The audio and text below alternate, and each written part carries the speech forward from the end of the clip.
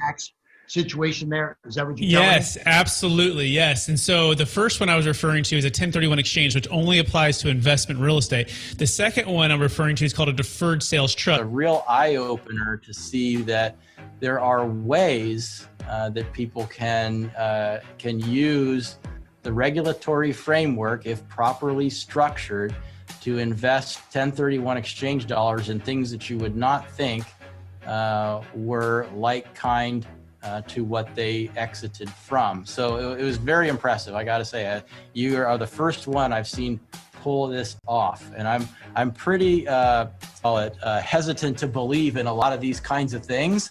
So it's a major feat for me to say, wow, this actually really worked, and it was really cool. 1031 is a way to shelter your income when you sell the thing.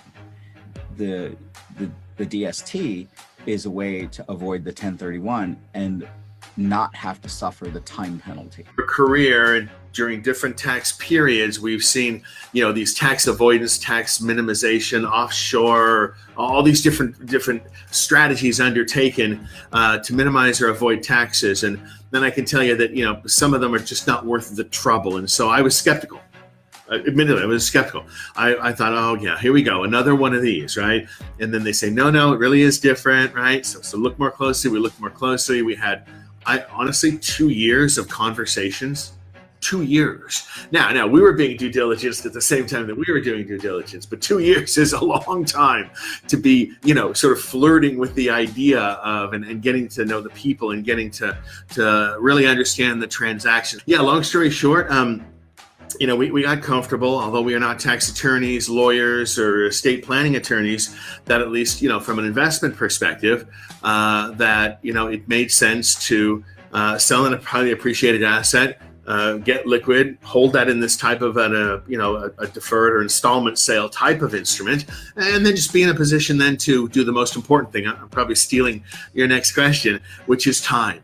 They say, well, you can't make more time. You can. The Deferred Sales Trust, in a way, allows you to lengthen the investment time horizon for those assets after getting liquid, but before having to feel the tax impact. And from an investment manager's perspective, time horizon is the most important element in investing. All right, everybody. Hello. Welcome to another Capital Gains Tax Solutions Deferred Sales Trust Mastermind, where we believe most high net worth individuals and those who help them, they struggle with clarifying their capital gains tax deferral options. Not having a clear plan is the enemy, and using a proven tax deferral strategy, such as the Deferred Sales Trust, is an amazing way to create and preserve our wealth by exiting and deferring millions of dollars of capital gains tax. To create some freedom, some opportunity to maybe downsize that big house, luxury home, primary home that you own, or that cryptocurrency value that went way up and you want to diversify and maybe time the market a little bit better, that investment real estate property that you're exiting from with multiple partners and you're not sure how to get out without everyone having to go together into the next deal. And it could also be LP interest. It could be stocks, public or private stocks.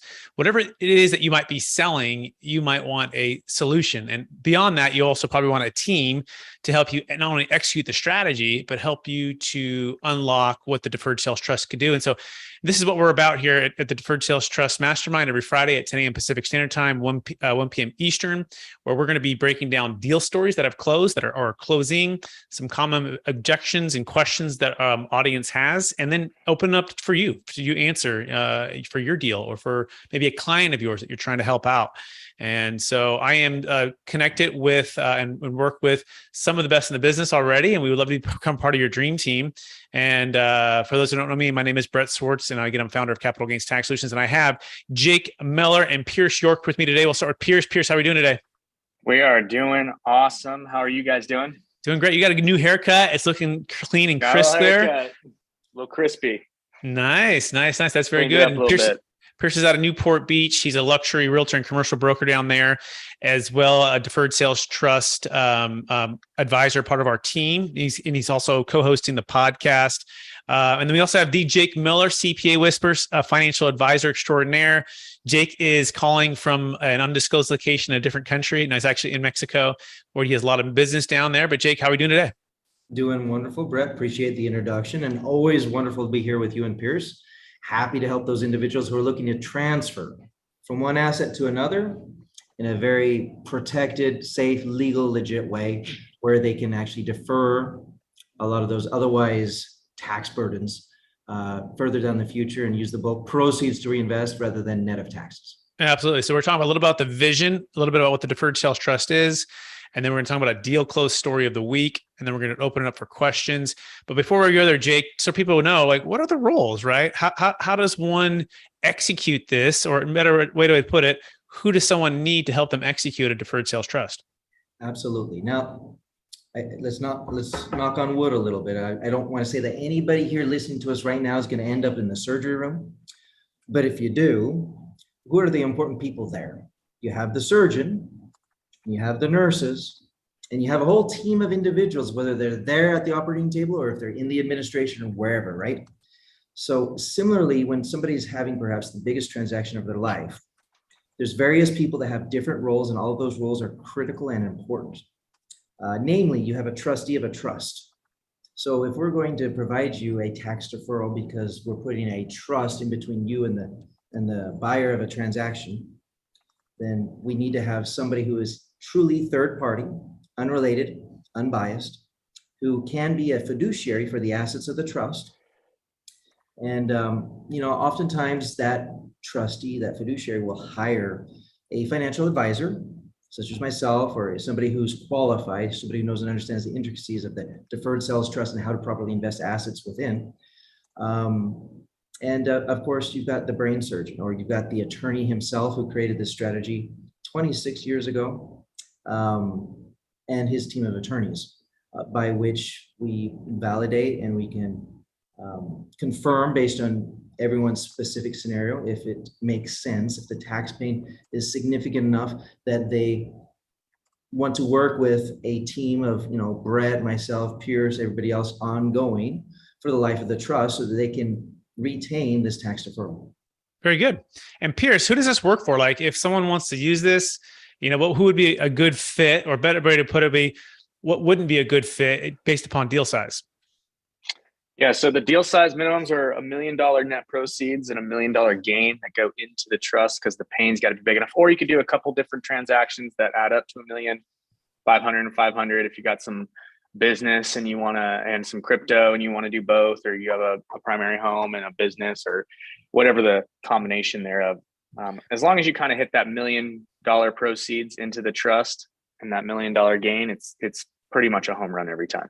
Yeah, and just to clarify, so by a couple, he means two. So two at 500 each, we will allow that to combine to that $1 million net proceeds, $1 million gain. And the reason is again, the pain needs to be big enough. What's the pain? Well, it's typically about 25 to 50% of your gain, depending on the state that you live in, and depending on the nature of the transaction, and depending on the depreciation recapture that you might or may not have, depending on the assets you hold.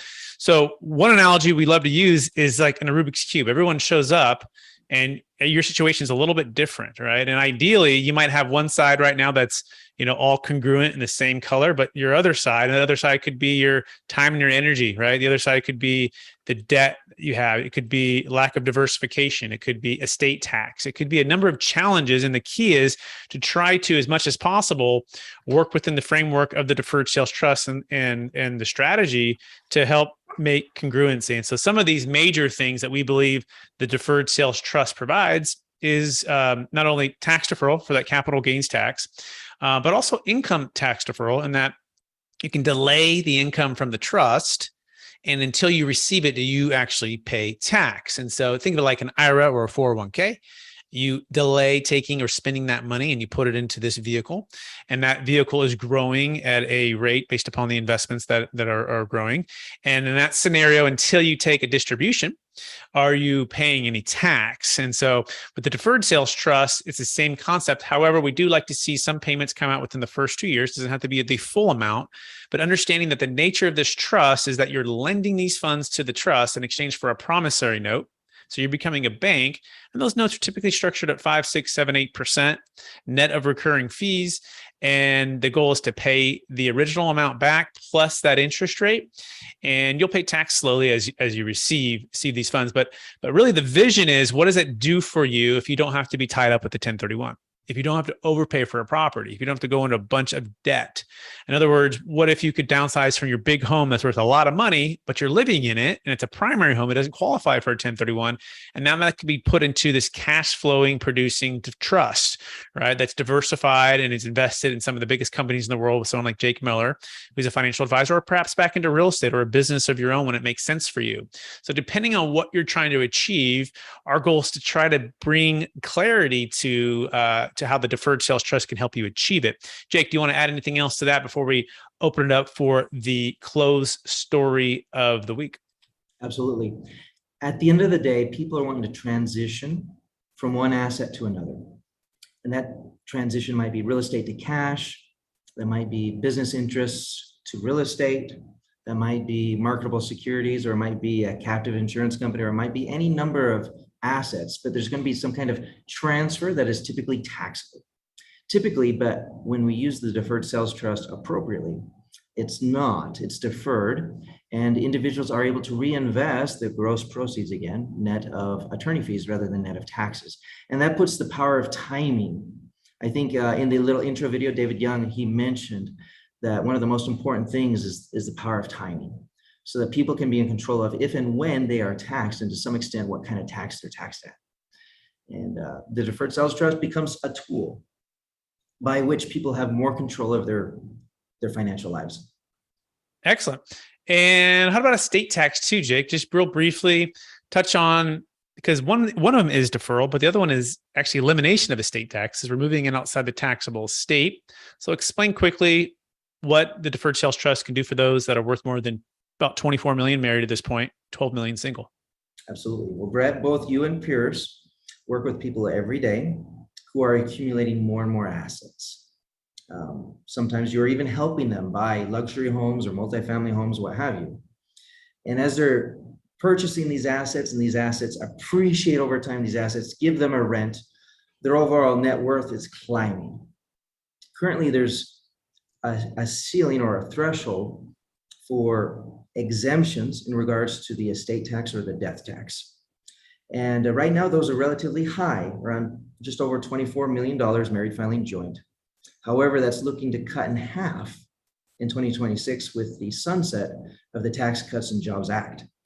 And unless legislation changes it to make it more, again, it arbitrarily gets cut in half. Now, should you and your clients, or should people here in the audience today, at some point exceed those thresholds, which again, if it's going to sunset and go back down to 12 when it was almost twice that, who's to say that the legislation in an effort to reduce national debt and everything else, that they don't arbitrarily keep decreasing what that number is?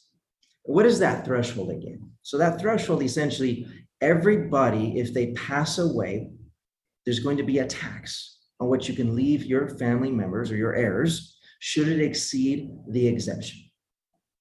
And if there's a 12 million or 24 million or whatever the exemption is in whatever year that people actually die and try to pass assets on, the government's going to be taking up to 40% estate tax or death tax. And with the Deferred Sales Trust, we're actually effectively able to freeze the value of assets today, because we're exchanging a promissory note for the asset that's leaving the estate. It goes into the Deferred Sales Trust. Now, that asset in the Deferred Sales Trust can continue to grow over time, just like all of our assets are doing. And, there might be some volatility up and down, whatever, but over a prolonged, 10-year period, what have you, essentially real estate, money in the market, money in a lot of different investments, it's going to dramatically increase. And so if we're able to utilize the Deferred Sales Trust, we're able to freeze the value that's in somebody's estate today, while simultaneously allowing it to continue to grow, but it grows outside of your estate so that you can avoid that 40% haircut. Which is remarkable, right? And we'll do the actual story that we closed for a client. And this one was for somebody who sold a property out of Colorado. It was a multifamily property and they were worth about 25 million. And of that 25 million, all 25 million was subject to estate tax, is inside of their taxable estate. and it was all basically in real estate. And they're around 60, right? And they're saying, you know what, we're probably going to live a while here, and that 25 million can easily be 50, 75, $100 million by the time they are to graduate or pass away. And so we looked at the simple math, and they said, wow, you're telling me in one day, without giving it away to charity, without buying a bunch of life insurance, without having to do a bunch of gifting or have a bunch of more kids, we can sell and exit into a deferred sales trust and eliminate this estate tax on this 5 million plus all of the growth? And the answer is yes. It's exactly the power of the Deferred Sales Trust Plus, or the Deferred Sales Trust 2.0 is what we call it.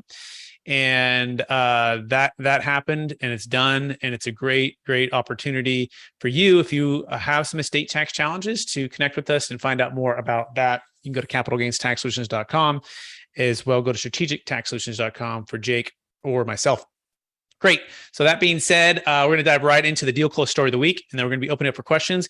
If you have questions along the way, you can put it into the chat. If you want to join us anytime, you go to capitalgainstaxsolutions.com, and you can join us live here every single Friday. You can sign up for the Mastermind, and it's totally no cost. It's complimentary. We're here to provide, again, the wisdom on the Deferred Sales Trust. So, all right, this story comes from a gentleman, a client of mine. His name's Shay. He actually did a whole video on his story of the Deferred Sales Trust. This is his second Deferred Sales Trust, and this is kind of bringing it full cycle here. Part of what we talked about is the ability to be entrepreneurial with your capital with a Deferred Sales Trust to go into real estate. And so what he does, he sold a business, and he transferred that business, kind of what Jake said a minute ago, and he wanted to transfer to another asset type. And the asset type that he wanted to transfer to was a multifamily investment property. Now, he wanted to be an active developer. So it's kind of a mix between a new business venture, but also it's a real estate development. And he's moving out of a marketing business that he had with a couple partners. So his first challenge was he wanted to transition. His second challenge, his partners didn't want to sell. His third problem was his capital gains tax of his business. So he found the Deferred Sales Trust, and he got his partners to buy him out of his shares, and he deferred his capital. 2.6 million was the total amount approximately that went into the trust to start, deferred a bunch of tax. And then he formed an LLC, purchased some land with another partner, and put a portion of the trust funds into this LLC, all tax deferred. And we call this the idea of lendership, where at first you're a lender to the trust, but then you can become the owner alongside via a joint venture partnership with the trust, whereas the trust basically puts up the capital in order to fund the business venture.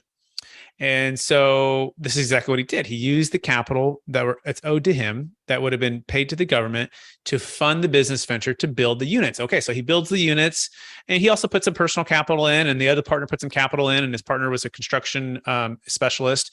So they built this, and now they're selling these condos.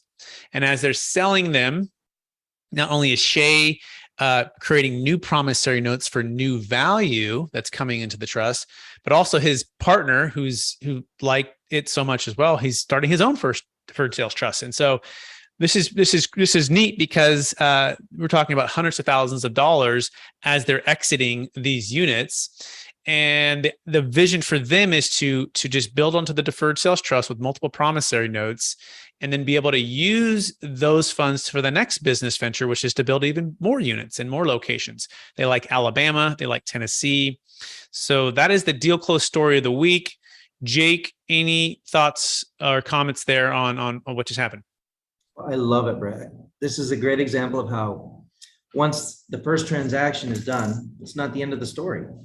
I mean, essentially, one of the qualifying questions we always have with people in the very beginning when they're interested or they think that maybe the DST might be right for them is we ask them, well, what are your plans for the proceeds? Are you reinvesting these? Are you going to spend it personally? What are you going to do with it? So the fact that these individuals who are serial entrepreneurs, who are developers, they're selling out of some, buying into others, and they're using this mechanism as it should be used to reinvest the assets and continually defer what would otherwise be a taxable transaction every single time so that they can maximize their overall growth potential. Absolutely. So that's the deal close story of the week. And anyone else have any questions or thoughts or comments on that? We'll open it up now for participants, and you could have a live deal. You could have questions about that deal or the Deferred Sales Trust. Well, I can see that Rebecca probably has something, but I wanted to show the audience, Brett, just real fast. Yeah. With a deferred sales trust, what are some of the things that they can purchase? Okay, cool. Do it. Just because it's a little bit Are exciting. we going on a field trip? Where we headed? We're doing man on the street, or at least man on the balcony. Okay, there it is. All right, Whoa. so in this wonderful resort location, there are condos that people can purchase. And this can be an asset of your trust. And no, I'm not sure that you can purchase the island out there, but I've had a few people ask me about that too. Anyway. I love that. Are there whales and dolphins out there? There are, yes. Could you start a whale or dolphin touring business, Jake? You absolutely could, because being in business, it's subject to risk and you're hoping for a profit. Could you start a chartering boat business? You could purchase a really nice boat, hire a captain for that boat, and you could do all the things that you'd love to do with clients, with people who are paying for those services and of that nature as a business. Could you live in that as your primary home, that condo, that is, if you bought a condo? The answer is almost always no. However, depending on how creative and what you actually do for a living, if you host a lot of business meetings, there is a realm or a scenario in the universe where yes, you could actually possibly write that off. But if you only have personal pleasure and enjoyment from your own home, then you should not. That should be a distribution, which should then be taxable. Yeah. So, but what we're trying to say is it's actually really flexible, like stocks, bonds, mutual funds, investment, real estate, business ventures, as long as legitimate business ventures. And then, but if you do want to buy a primary, then that's a taxable event. So we don't want to use deferred tax money to put it as and it needs to be an investment, not a personal use. And so if you did need that amount of money for your purchase of your next house, just take that distribution and use that either as the down payment, but you have to pay tax on that. So that is one limitation to that. I'm going to bring in one of our specialists, Rebecca. She's up in the Lake Tahoe, Truckee area, luxury realtor, high end, and other homes up there. Rebecca, how are we doing today? Oh, we're doing great. We're doing great. Yep. Getting ready to sell one of my investment properties, though it doesn't qualify for a deferred sales trust, but yep, been busy getting that. Talk to us why, you know what I mean? People are going to wonder what are the deal specs and why would you say it's not a great fit? So we are listing it for $510,000.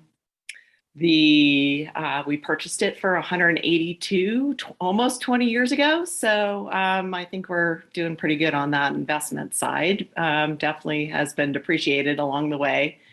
So it's down to about, I want to say 75,000, I believe is what my tax attorney told me. But we are going to take a portion of those proceeds and do a 1031 exchange and purchase another investment property. So anyway, so perfect. It makes better sense for that. But yeah, not quite the $1 million in gains, but I don't know, we 3x, 2x our money, so. Fantastic. You have the depreciation along the way and you can defer all that. How much debt do you have on the property? I have $150,000 in debt. Okay. Yeah. So about $150,000 of debt. And then have you found the 1031 deal up leg? You already have it kind of identified or a good Already good have idea? it identified. Yep. Perfect. And we found that if you could find the deal, 1031s are amazing, right? Yeah. Rebecca is really smart. She's local. She's in the business. And so she's got a deal lined up, which is great. Definitely less expensive and doesn't take a third party trustee like us. And you still get to defer all that tax. And you guys also get to maintain what's called the stepped up basis. Should you keep that asset, the kids can inherit it capital gains tax free. So we love 1031s too. We only love it when a scenario like that, where you feel confident about making money and the deal that you're going to make it in, and you're still wanting to own real estate right now in the marketplace. But how are the interest rates, Rebecca? How does that feel versus 6-7 months ago? What's your interest rate? Oh gosh. Interest rate is really, really high. So, approaching 7%. Now, let's talk about the deal itself. Are you looking at it as a rental or as a spec building or value add flip? Like, what's kind of the strategy on it? All of those three. Yes, kind of. So land plus construction loan, investment property, because it'll have, rental, the whole thing. Yeah. Okay, good.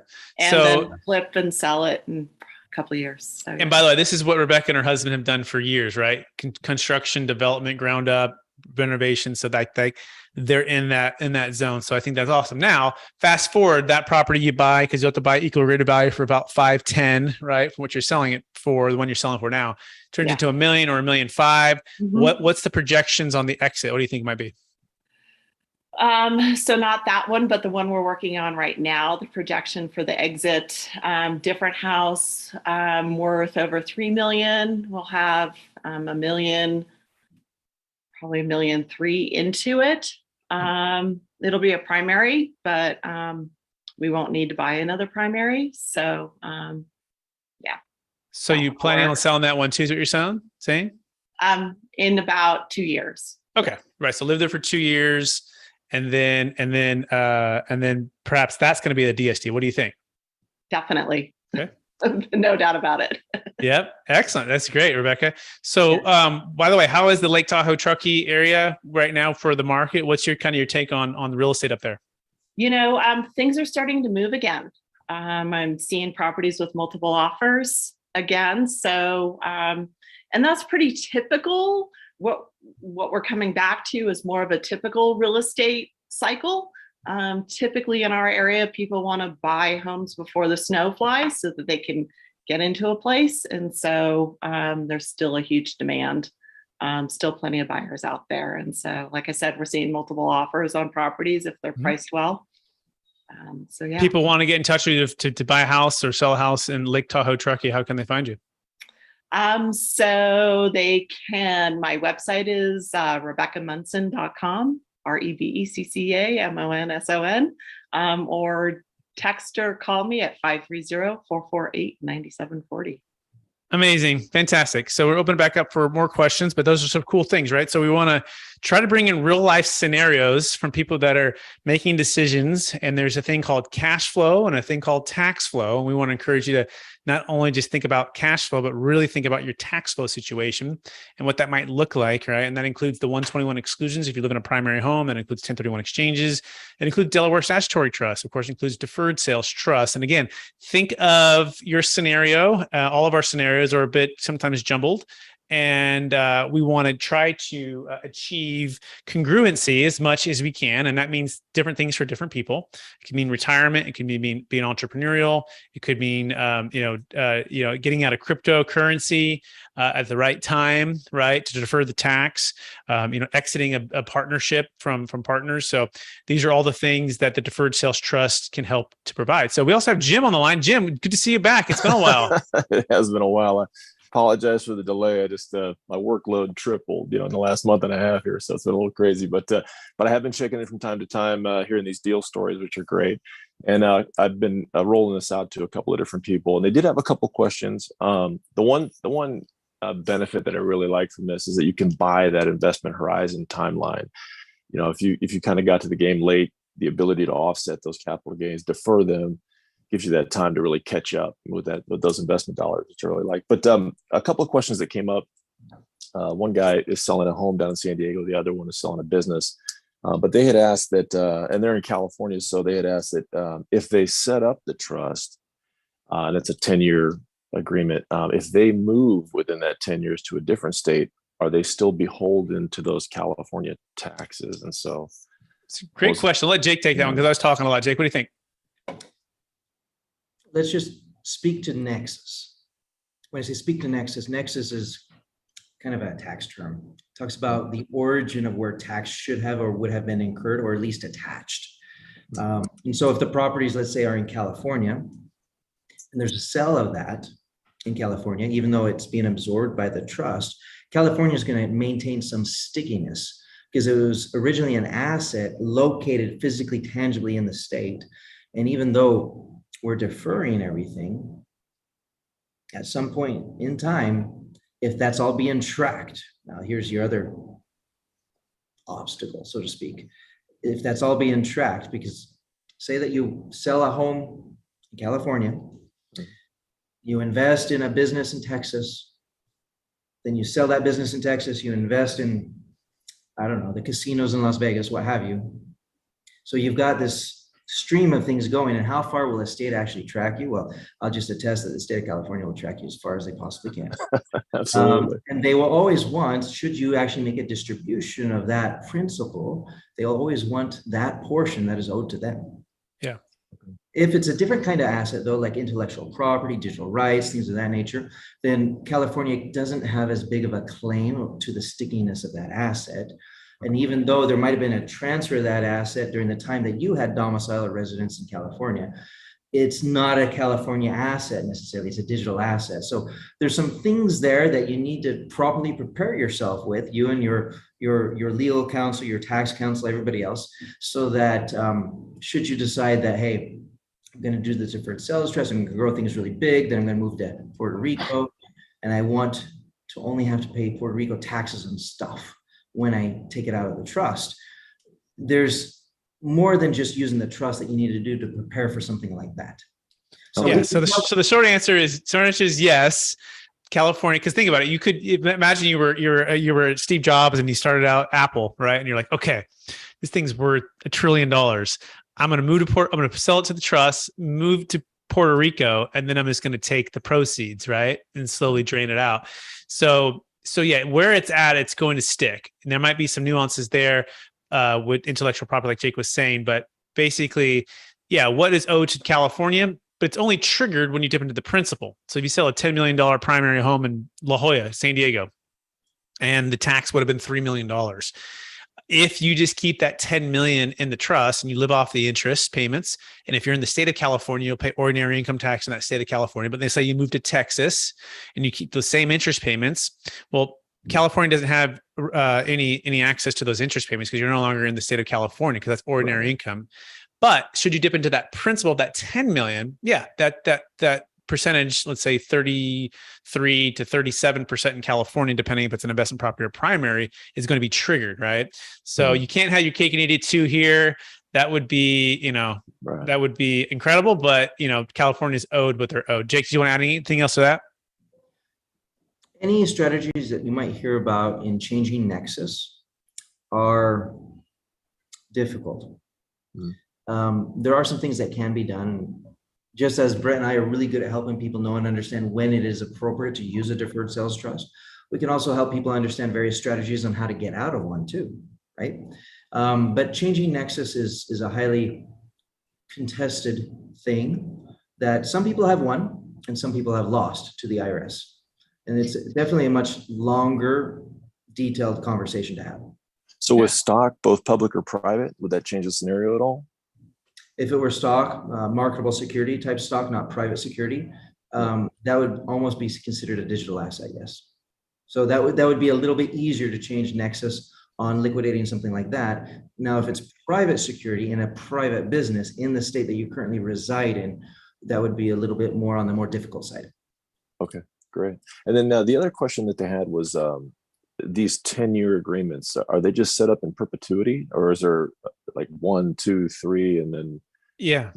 So they're 10-year terms, and every 10 years you can renew for 10 years and renew for 10 years. So 9 years, 6 months, you have the option to renew for basically 10 years. You can also renew them year 5 or year 3, but we don't go longer than 10 because we want to be what's called commercially reasonable, Jim, right? Like if you or I were to do a seller carryback for one another, we're probably not going to do a 100-year term, probably not going to do a 30, but we probably do a 10, right? But it doesn't mean we can't renew it at the end of the 10-year term if everything is going well. And that's you could also make it a 5-year term or a 3-year term to start. But at 9 years, 6 months, we're calling you, CPA's calling you, Jake's calling you, we're all calling to say, hey, do you want to renew, Jim? Because if not, the balloon payment's coming due and all the tax is going to be triggered. Gotcha. And so we're making sure to keep that on. I do want to mention one other thing too. There's ways to partner with the trust to buy investment real estate.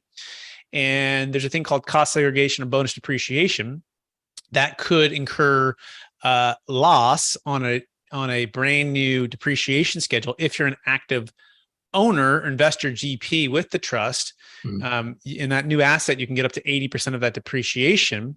That could then offset cash flow and potentially even offset cap gains tax. So there's some creative ways to think about that. We'd want to check with your CPA, check with the DST tax attorneys on those details, and every single circumstance is a little bit different.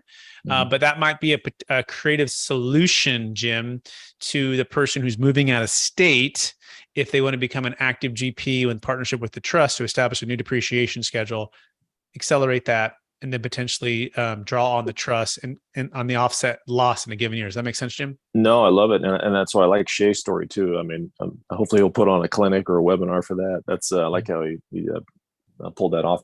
And then the asset under management fee, does that go up when you go into real estate, passive syndications, things like that? Good question. What are the fees? The fees are generally about 1.5% to 2% recurring, no matter how and where the funds are invested. So let's just take $1 million, for example. Okay. No matter how it's invested, if it was all into real estate, although we got to keep liquidity, so we can't actually do that. But if it were hypothetically, it'd be about 1.5% to 2%, depending on the deal, depending on if it, where it's located in the investments. If we're 100% in securities, it's about 1.5% to 2%. In other words, you're never double charged. The actual equity in the value of the trust is what is charged, and it's always about 1.5% to 2%. That could vary a little bit depending if there's something a little more exotic that the investor and Jake as the financial advisor is going into. And so, but those are the fees. That makes sense, Jim? Yeah, absolutely. And I shared it with them that I think it was 1.5% upfront for the lifetime legal protection, audit protection. That is a one-time fee up front, which is separate from the recurring fee. So if let's say it was $1 million deal, it'd be about $15,000, right? If it were like a $3 million deal, it'd be $15,000 on the first million, and then it'd be 1.25% on that additional two. That's a one-time legal fee that covers lifetime audit defense and the legal structure.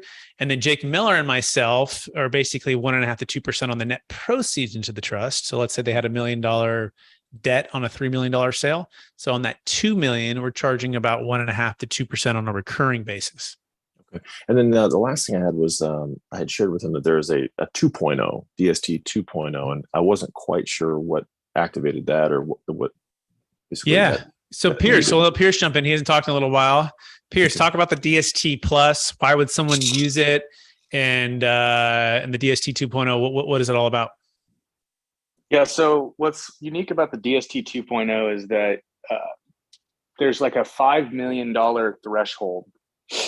After you get past that threshold, and maybe Jake can speak a little bit more into how this exactly works. But from what I understand, there's an interest payment that starts accruing for essentially the loan that you're getting from the government by not paying the tax. And so what ends up happening is that you start accruing this interest payment. And so the DST 2.0 is a little bit of a different mechanism that we're using to not only eliminate that interest payment, but also able to move assets outside of the taxable estate. You nailed it, Pierce. Right. I could have said it better. So essentially it depends on your circumstance, right? So Jim, your client or you show up with a circumstance, and one of the first questions we're going to ask is, what's your total net worth? Right. And they're going to say, it's 52 million, right? And let's just an example. Okay. Of that 52 million, how much is inside your taxable estate? And they're like, all of it. Okay. And what asset are you selling today? It's a $10 million deal. Okay. Are you single or married? I'm single. Okay. The first reason why we wouldn't do a DST 1.0 is because what Pierce said, that 5 million per person per year. If you're a married couple, it'd be 10 million, where there's no interest charge for the government for the tax deferral. In other words, if it were like a $12 million deal, that in your married couple, that difference between 10 and 12 is 2. They're going to charge an interest charge on traditional 453 installment sales. So we're going to use a DST 2.0, which is not IRC. It is not IRC 453, and it has no limitation on the dollar amount. In fact, one of the biggest deals was done in San Diego for $100 plus million, which was audited and a successful no change audit. And so there's no interest charge on that. That's the first reason. But number two, we're now solving for the estate tax, right? Because they have an estate tax problem, which is 40% above and beyond the 24 million married, 12 million single, right? So we always want to clarify, what are we solving for? In fact, I'm working on a deal right now. It is a $160 million sale. It's a business and it's real estate. And he's looking at different strategies. And I'm saying there's only one big domino here. I said, how much of that 160 million is inside your taxable estate? He says, all of it. And I said, what's your plan to get out?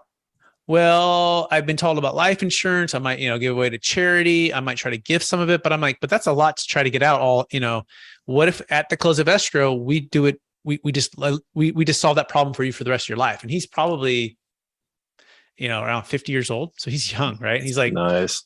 And so he's looking at this and I go, I know all of those other people have different, and he has very smart people on his team. I go, but what I'm telling you is the DST 2.0, the DST plus, we're going to solve that big elephant in the room, which is that 40% death tax. The tiger by the tail is just the cap gains tax, which is important. But this DST 2.0, the DST plus is going to defer cap gains tax, defer income tax, and eliminate estate tax. A little difference here though. When you start receiving payments, you can't stop the payments. Okay. So once you turn the water on, it's just going to flow. Number two, the payment's going to be based upon your life expectancy. And if you're married, your wife's life expectancy or your spouse. Okay. It's the same cost. Okay. So there's no difference in cost. It is a little more complicated. But essentially it's going to give you that. Now, when you get some of the payments, by the way, it's going to be a mix between cap gains tax and interest. Whereas the Deferred Sales Trust 1.0 is typically just interest only payments. And so those are some of the nuances. In the DST 1.0, you can also essentially the note can be amended, meaning it could turn on a payment and then next year it could turn off the payment. Right. And then it can turn it on, it can adjust it. So we recommend DST 1.0 for deals that are smaller in size, no estate issues, and they have the ability to be very flexible for the client. Right. And their family and their needs. And sometimes that means clients doing 2 trusts. Okay. And they mix a little bit of both. So let's just say it's a $50 million sale. I'll maybe stick to the $160 million sale. First of all, it's 2 brothers. So it'd be 80, right? 80 million. But we might say, hey, let's do 10 million of that 80 into a DST 1.0. And then the other 70 million, let's use that. Let's basically make that for estate tax purposes for your kids. So it's outside the taxable estate. So you get the flexibility of that 10 during your lifetime. The kids still step into the shoes and continue to the DST 1.0, but the DST 2.0 is essentially the legacy billing, right? The legacy of that 40% being eliminated. You follow, Jim? I do. And then if you do put, say, less than 10 million into the 1.0, but it then doubles at 8% a year for that 10-year note, like we want to do, you're fine keeping it in that 1.0, even if it goes to 19, 20 million. 100%. And if you want it to, it's 10 million basically per year, right? So let's imagine you had a $20 million sale and you're like, Brett, I really just don't want to do the DST 2.0. I just want to do 1.0. Well, could we structure the sale on December 31st, 10 million closes the calendar year, January 2nd of the next year, another 10 million closes. Okay. So, and you're a married couple. So essentially you got 20 million because you straddled it between 2 years. If we could structure the deal that way. Okay. That's great. No, that's helpful. I appreciate that. What are questions, Jim? Those are great questions today. Or anyone else have questions about Jim's questions or what I just said? Because I know that was a lot. So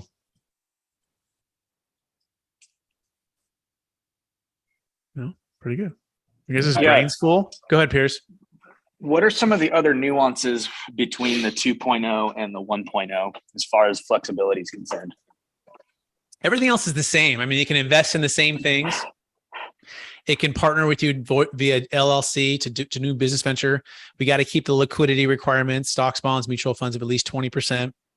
In fact, that one client, they went out of real estate because they thought real estate was so high and they went 100% into securities. And they bought it at a good time too, because the stock market was a little bit down as well.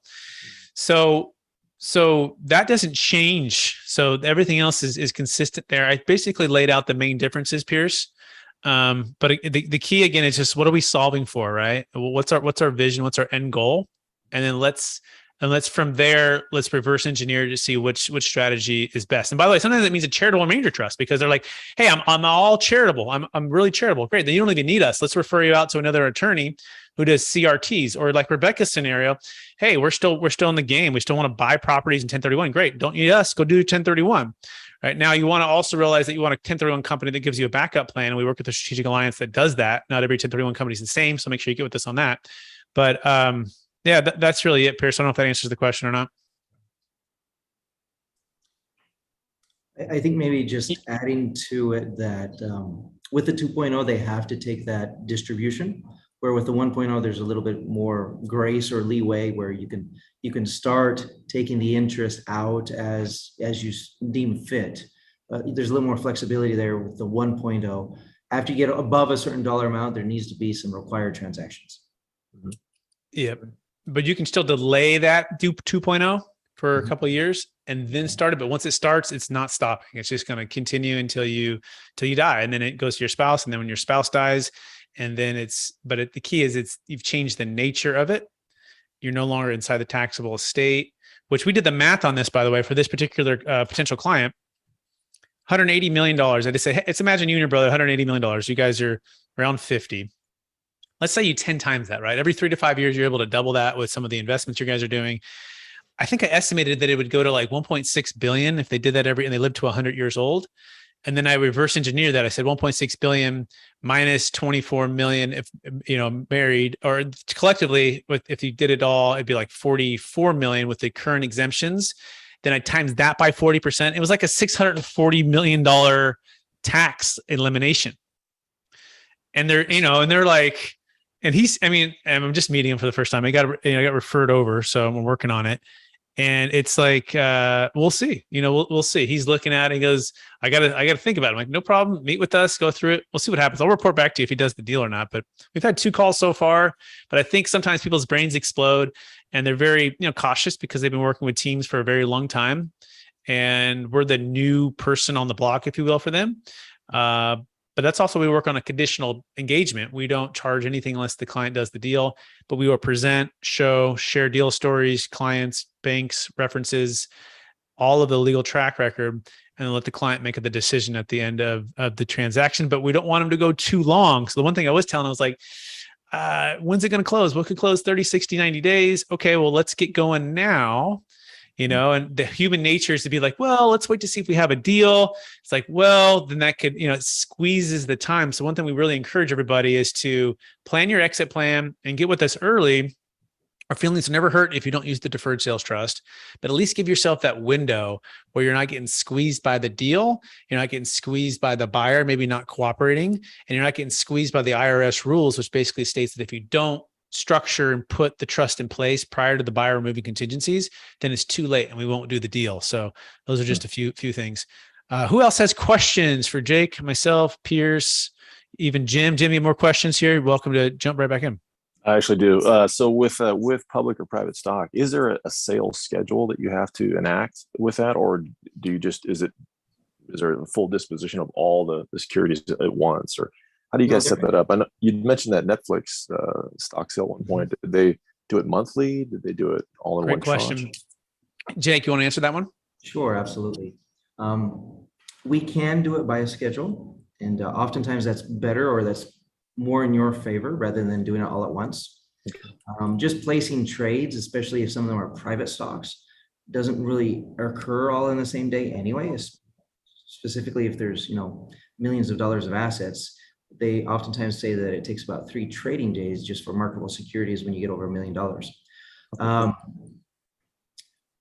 In regards to the private stock, again, all of this can be taken care of with the tax attorney.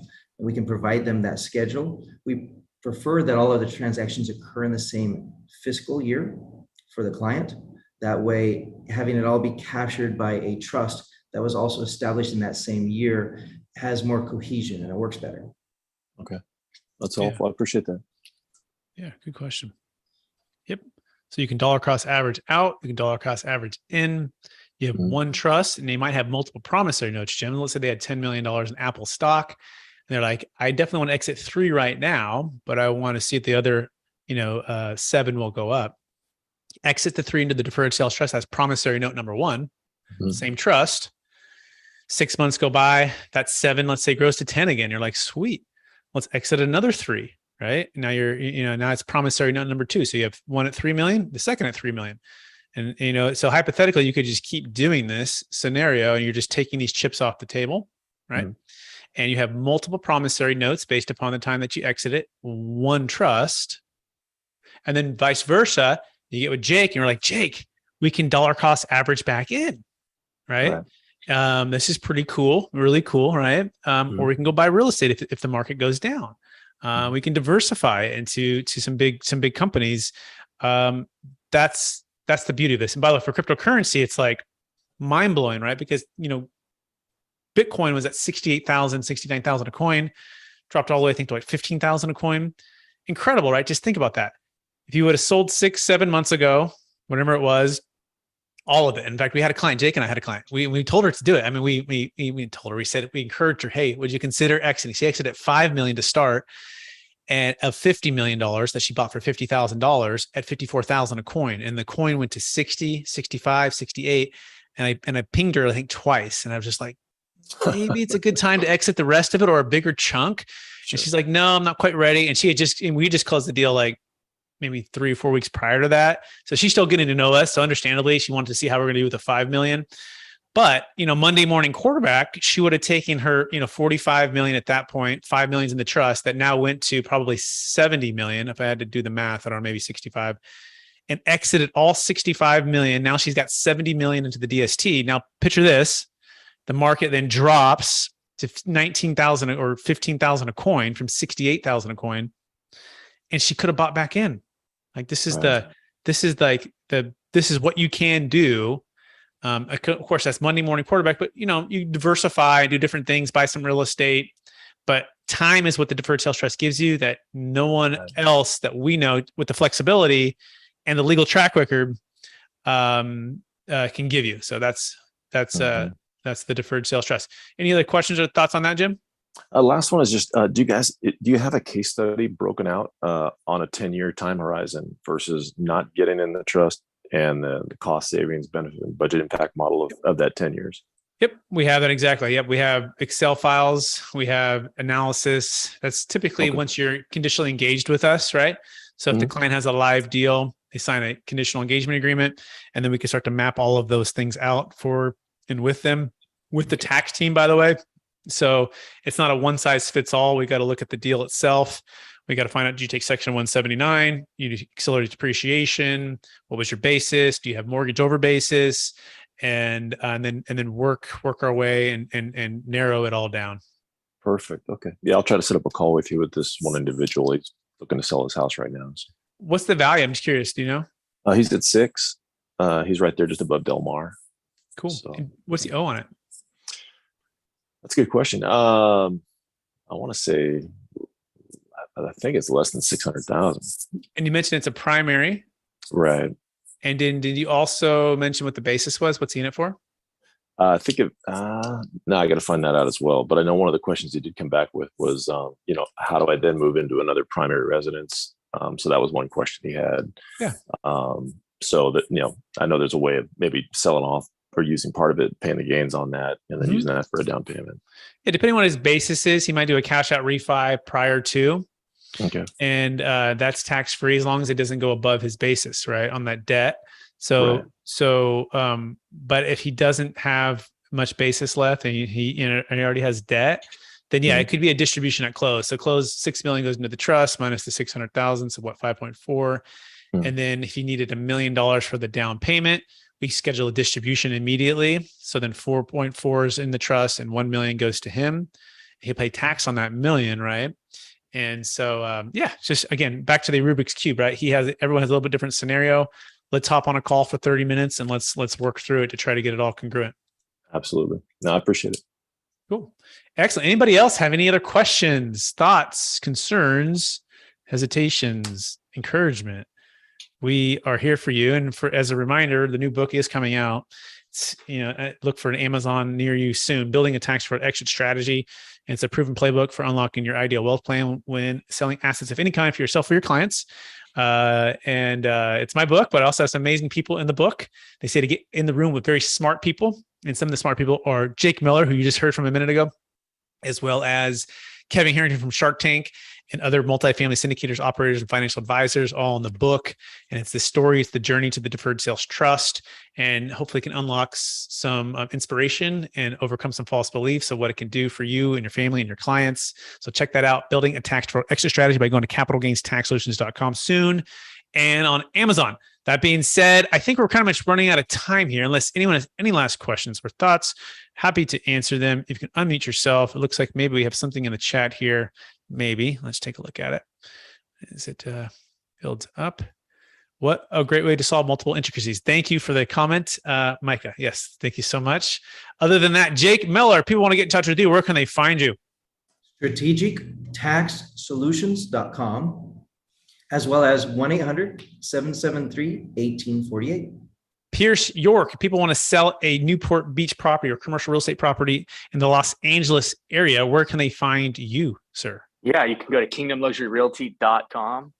You can also call me on my cell, which is 916-878-0903. Amazing. And if you want to get in touch with me and learn more about the Deferred Sales Trust, you can go to capitalgainstaxsolutions.com. You can also call our office line, 916-886-2986. 916-886-2986. I want to thank everyone for attending. I want to thank you for your questions. I want to thank for your participation. If you're watching this replay online, would you give it a thumbs up? Would you share it with somebody? Would you put something in the comments that helps with the YouTube and the iTunes algorithms, which then creates more opportunity for us to share more of this knowledge. And as always, remember, we believe that most high net worth individuals and those who help them, they struggle with clarifying their capital gains tax deferral options. And then even more so, people struggle with clarifying what the Deferred Sales Trust can do for you. And right. And so we want to make it super simple, and we want to provide you with the education, with the inspiration, with the deal stories, and then we want to earn the opportunity to serve you and your family on your exit plan. So if we can help you at all, please go to capitalgainstaxsolutions.com. And we so appreciate everyone attending the mastermind, and we will talk to everyone again soon. Bye, everybody. Thank you. Bye-bye.